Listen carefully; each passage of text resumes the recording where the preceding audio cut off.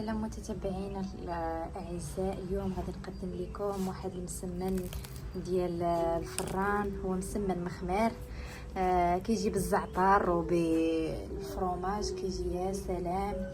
شوفوا ما شاء الله كيف كيجي غزال قرميشات. سمعوا ليا باقي سخون.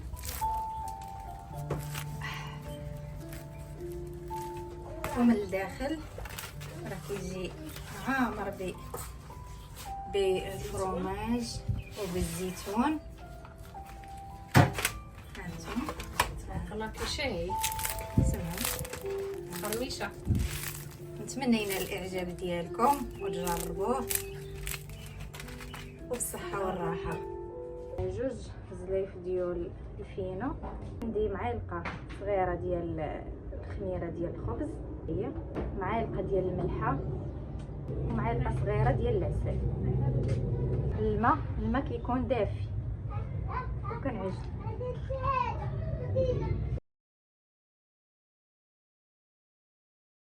شوفوا ما شاء الله كيف كتجي. كندلكوها غير شويه، من بعد كناخذ واحد البلاستيكه وكنخليها ترتاح. ناخذ واحد شويه ديال الزيت اللي غادي نولو نديروه في ايدينا، وكناخذ كويرات وكنديروهم في واحد البلاطه.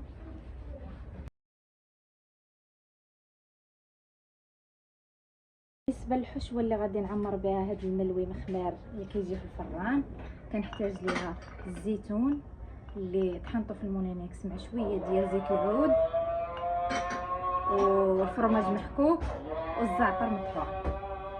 ودابا كنبدا ندهن سطح العمل بالزيت،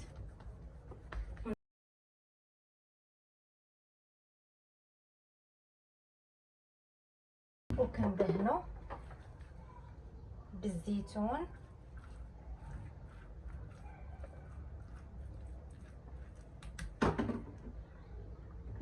من بعد فرماج حمر، ومن بعد كنرشو رشيشه ديال الزعتر وكنتنو بحال هاد الشكل كما كتشوفوا معايا، بحال هكا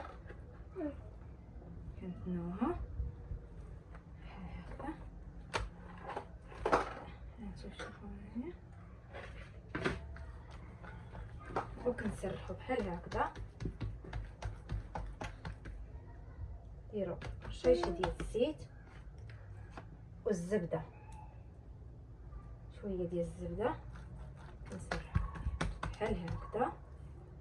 كناخذوا الملويه ديالنا وكنبداو نتنوها من الطرف بحال هكذا، نرفعوا ايدنا ماشي مشكل، وكنبداو نتنو في الاخر كنغرقوا. دابا غادي نبدا نقرصهم شويه كما كتشوفوا معايا، شويه الزيت ونقرصهم.